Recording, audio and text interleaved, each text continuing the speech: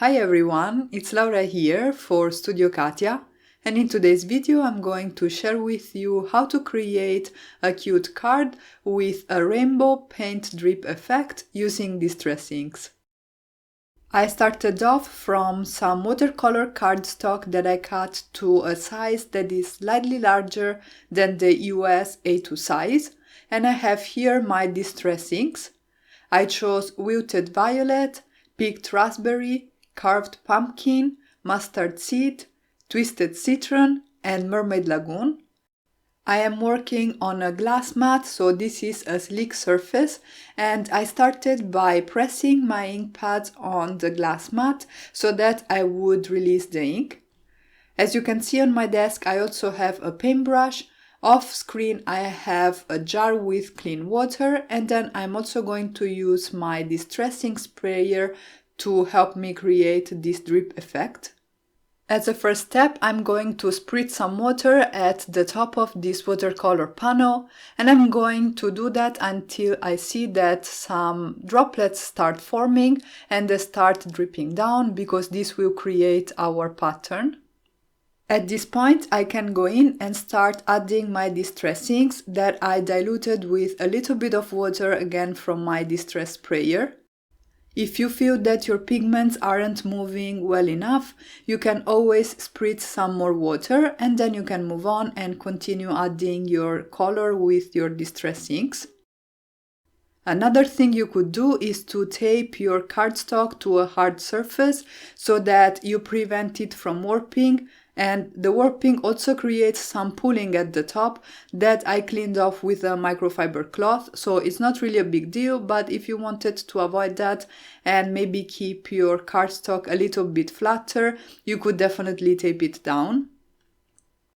Obviously, you don't have to do this following the rainbow order. You could use one color only or just a bunch of them. I just thought that the rainbow pattern would match nicely with the stamp set that I used today. Once I have all my distress inks on my panel, I'm going to spritz just a little bit more water to create that nice flow and make sure that each color blends nicely with the one next to it. And then I can use my heat gun to heat set the distress inks. Now, distress inks, like most of the watercolor media out there, will dry lighter than they look once you put down the color on your cardstock, but you can always go in with a second layer of color if you wanted a brighter result, which is what I did for this background. To keep the result nice and bright, this time around I'm using distress inks directly on paper without adding any water on the paper, but just diluting the pigments a little bit. I heat set everything with my heat gun once again, and then I added some splatters using whatever inks were left on my work surface. I'm using the same order that I have on my background, so I started from Wilted Violet, and then I moved on to Picked Raspberry. Next I have Carved Pumpkin, Mustard Seed, Twisted Citron, and lastly Mermaid Lagoon. I waited for the droplets to dry, and then I die cut the panel using the SCALLOP Honeycomb cover die by Studio Katia. This is one of the products in the new release, which came out just a couple of days ago. I then went ahead, put the panel in my mini Misty, and used one of the two stamps in the new Artsy Trimmings stamp set to stamp this fun image on the background, and the ink that I'm using is Premium Hybrid Black Ink by scrapbook.com. I used the hybrid ink because I have a water-based background and I'm going to use alcohol-based markers to color my image, and I wanted an ink that was safe with both mediums. I can also go ahead and stamp my image twice so that I get a nice and crisp impression, and as I mentioned already, for the coloring today I decided to use my Illustrator markers.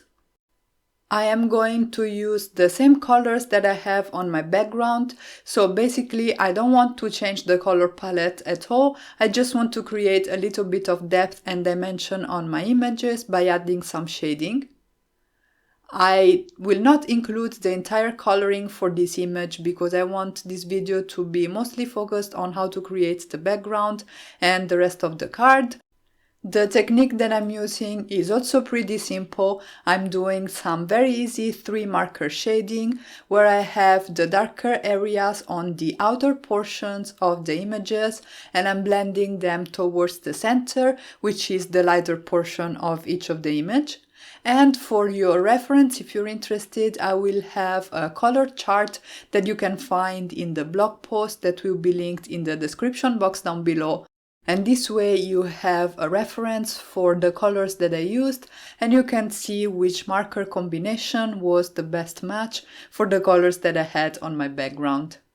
Again, you will find a link to the color chart in the description box down below. It will be included in the blog post for this card, and there you will also find a list of the supplies that were used to create today's project.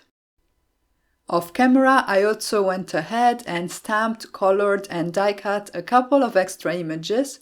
This cute little bee is part of the Honeybee stamp set, and I also stamped this little paintbrush which is part of the KOBI Loves School stamp set. I used my scissors to trim a slit between the 2 arms of the bee and I tucked the paintbrush in there. I die cut some black cardstock to create my card base, and for that I used the rectangle die in the Darling Ribbon and Dotted Frames dies by Studio Katia. I also used one of the dies in the coordinating set to the Artsy Trimmings stamp set to cut the Sentiment Crafty out of some more black cardstock, and then I could go ahead and adhere everything to my card front. I glued down the bee to the bottom right corner and I'm going to have the Sentiment Crafty sort of across from it. To glue it down, I'm using my Studio Katia glue, my EK Success reverse tweezers and a T-square ruler that will ensure that the sentiment is glued straight on my card front. And then I'm going to complete my greeting with the word hugs. And this is one of the stamps in the Peony Trimmings stamp set. Again, another beautiful set from the latest release by Studio Katia. If you wanted, you could also use the word bee from the Honeybee stamp set, so you would have the Sentiment Crafty bee, which is also a lot of fun. I glued my card front on a top folding A2 card base, and then I moved on to my finishing touches that I can never stay away from. I'm adding a few highlights with a white gel pen on the bee, and then I'm going to use my Spectrum Noir clear overlay pen to add glitter to the images on the top portion of the card. I initially was going to add this just to a few areas, but once my card was over, I just figured I'd go all in with the glitter, so I ended up basically coating the entire top portion of my card front with my Spectrum Noir clear overlay pen. And then I decided to add even more sparkle to this card, and I coated the wings of the bee using my Crystal Sticos by Ranger, and I used them also on the antennas as well as on the tip of the paintbrush. Next, I'm going to add some embellishments to my card front, and for that I'm going to use my brand new embellishment wand by Studio Katia. This was such a hit at Creativation and I think it's really a must-have in your craft room. It works great and it looks so pretty.